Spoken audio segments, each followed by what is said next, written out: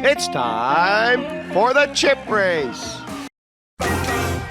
For strategy this week, we are joined by one of the game's greatest ever players, a quadruple threat in cash games and tournaments, both live and online. He has been crushing the highest stakes for a decade and a half. He is Ike Haxton. Ike, welcome to the show. I love your introductions. It's great to be here. Okay, so by way of introduction to this hand, you described it to me when we first spoke as a, quote, real relic of the counting combos and making it up as you go along days. So just for reference, it comes from the 2014 Aussie Millions cash game. It is an 8-handed game with blinds 1K, 2K and a 3K big ante. Before I get into the particulars, Dara, what do you think of Ike's description there, and how valuable do you think it is strategically when we take these occasional trips in our DeLorean? Yeah, I think it's a very apt description, and it's credit to Ike that he remembers what the sort of paradigm was back then. A lot of us always just assume we play poker the way we do now, always. But when I read old blogs, for example, I'm kind of horrified to think what my thought process was 10 or 11 years ago. But then you have to remember pre-solvers, a lot of the good content that's out there, et cetera, et cetera. It's still useful, I think, to look back at these hands, because it's funny, like a lot of these hands at the time people thought were amazing. And then when you actually put them under the microscope with the solvers, it turns out not so much. It was kind of an era where aggression was rewarded a lot. And yeah, you just have to remember it was a different time, I guess. Absolutely. Well, the hand, playing 191k, 96 big blinds, Max Altergott raises under the gun to 8k with the ace-2 of hearts.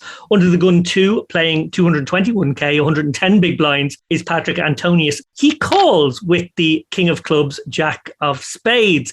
Ike playing 257k, 128 big blinds. You call in the cutoff with the queen 9 of clubs. Now, on first glance, Altergott's open seems fine, and the calls from you and Antonius seem a bit loose. It is worth noting, though, that you had 2k already out there. So I'm guessing it's your first hand, or you had been away from the table and that had to be posted.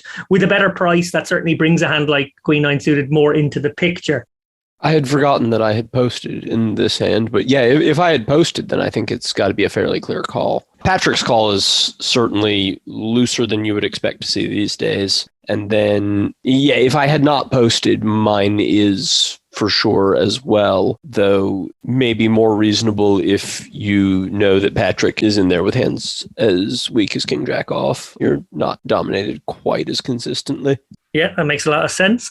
As I said, this hand is from a long time ago, so I'm interested to know whether you think looking at old hands through the lens of what we know now is even worthwhile. Yeah, I think it's worthwhile still to look back at them and think about what I would have done differently, what I would do in that spot now, and what I would do in a spot like that now versus what I would do if I were in that exact spot where I know that everybody else is playing like it's 2014. Well put. Well, to the flop, the pot is 30k, and it comes the jack of clubs, 8 of hearts, 2 of spades, with bottom pair and a backdoor no flush draw. Altergott c-bet 16k. That seems pretty okay. Antonius raises to 38k, a curious raise, and Ike, you flick in a cheeky flat here of the 38k. Altergott gets out of the way. It's noteworthy that the commentators never saw this call from you coming. They practically jumped out of their seats. It is definitely not the standard play. I'm guessing most people would have tossed it as well. What was going through your head? Did you perceive Antonius as someone who raised a lot of marginal value hands and so could perhaps be exploited in this way? I don't think I was primarily coming at it from an exploitive perspective when I played this hand, actually, which might be surprising when you see how loose and strange it looks. But really much more what I was thinking was I have 9 combinations of sets. I think the way I was playing then, I never would have 3-bet with pocket 8s or pocket 2s or considered folding pocket 2s. And I think rarely to never would have 3-bet jacks as well. So I have the full 9 combos of sets. I have 2 combos of top 2 pair. I think I would have played all of the jack 8 suited and rarely as a 3-bet. So I've got 11 combos of great hands I'm never even considering folding. I've got 4 combos of 10-9 suited that I'm never considering folding. So I remember pretty clearly what I was thinking when I was playing this hand. And this is what I was talking about when I said it was a relic of the counting combos and making it up days. The first thing I thought was, I have basically 15 combos of really great hands that are never folding. And then beyond that, it already feels pretty close. If I have ace jack or king jack with a backdoor flush draw, I'm not thrilled about continuing with those hands, but I think I probably mostly will. And then from there, I thought, I have these great hands I'm definitely playing, and I need to add a few more hands to that range. And the natural next ones to play, to my mind at the time, were Queen 10 and Queen 9 with a backdoor flush draw. And I thought, it's such a dry board, and the two players ahead of me have shown so much strength. Even if I have bottom set here, I'm not real excited to just keep raising and get all of the money in. So I'm just going to play all of the hands that I want to play as calls here. I'm going to play my 9 sets and 2 top 2s and 4 open-ended straight draws. And I forget what I was thinking I wanted to do with the top pair combos. And then I'm going to add 6 gutshot plus backdoor flush draw combos to that. And then I will have some stuff to bluff with on the turn and river, even if they are a queen or an 8, and complete the one obvious draw combo that I'm definitely going to continue. Yeah, and like you said, the dryness of the board sort of lends itself to the persuasiveness of you having genuine hands. Dara, three-handed analysis is always much tougher, although I should point out that our friends over at DTO have just brought out some solutions for three-way. As usual, you can sign up today with promo code CHIPRACE for 20% off. Given the difficulty, I think you use Snowy to work on this hand, and it produced some interesting findings.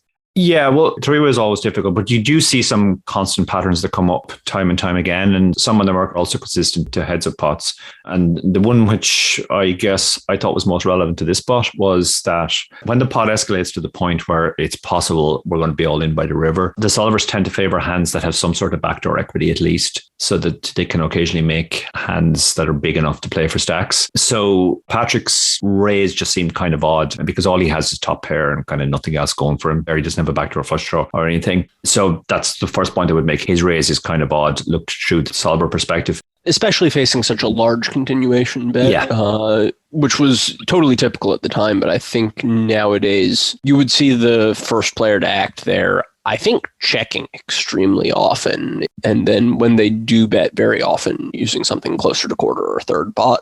Yeah, that's exactly right. Yeah, I looked at that too, and Snowy basically checks 85% and leads small the rest of the time. So yeah, the big lead is kind of odd. So Patrick basically doesn't kind of have the right kind of hand for the situation, really, where it is escalating. Ike's call, obviously, through a solver lens is on the loose side, but interestingly, it's not much worse than break even. And that's because, you know, he has kind of nuttish equity. He can make hands by the river. He has the backdoor flush draw. He has the immediate gut shot that you can actually play for stacks. And that actually makes it a more appealing hand, even though it's only queen high right now.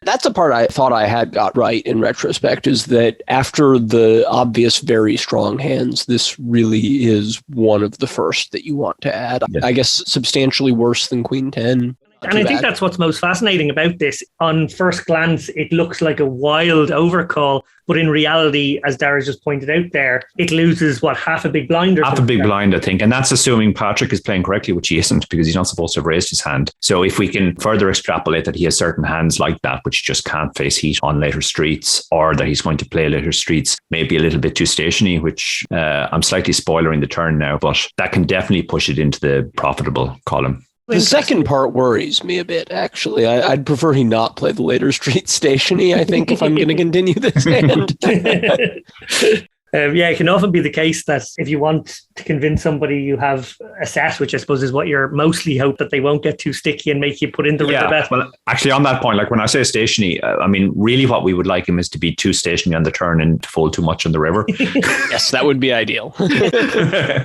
I want to ask what the solver thought about the broader shape of my range on the flop. Did it like playing a bunch of calls there, or did it just want to make a small 3-bet with most of its continues? Because that was something that stood out to me looking back at this hand, was that at the time I had the idea that I should call most or all of the hands that I continued. And looking at it now, I am inclined to guess that it's better to put in a small raise with most or all of the hands I continue. Yeah, it's tricky because obviously you're not super deep. Like if you're a lot deeper, that definitely feels right. But with this stack size, I don't know if it actually backs up the deftness of this funky call more. I'm not sure. It's a very awkward spot. Yeah. It also means, I think, as well in practice that you can make this flat. It looks extremely strong. And if he continues to bet, well, then he's betting into a spot where you look extraordinarily strong. So you can probably toss it if you haven't picked up some equity or obviously right. Made the nuts. But then also it allows you to bet a smaller amount than your raise would have been on the turn. So maybe you're sort of getting more playability from your stack. Yeah, I mean, you definitely preserve some of your positional advantage by not committing more money to the pot on the flop. Okay, Dara, well, reveal all. I know you have the solver output there. It does absolutely no raising. Interesting. Wow. That's really interesting. I think that's something I got right at the time and would likely not have gotten right today because it's an easy shortcut, especially when you're trying to emulate computer outputs, to avoid cold calling in these spots because it makes the game tree easier to analyze if you raise all your continues. And it's often just a good play when your range is so strong and the third player will be getting a good price to overcall and all that. Yeah, absolutely fascinating stuff. Well, to the turn, the pot is 122k, and it comes the giniest of gin cards for you, Ike. It's the 10 of clubs giving you a straight and an open-ended straight flush draw.